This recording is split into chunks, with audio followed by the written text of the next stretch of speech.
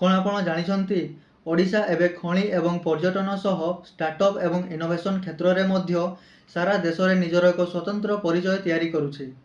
The new Odisha ସିରିଜ୍ର part 3କୁ ଆପଣଙ୍କୁ ସ୍ୱାଗତ। ଓଡ଼ିଶାରେ ଏବେ ଷ୍ଟାର୍ଟଅପ୍ ଓଡ଼ିଶା ନୀତି ଅଧୀନରେ ଶହ ଶହ ନୂଆ ଷ୍ଟାର୍ଟଅପ୍ ଆରମ୍ଭ ହେଉଛି।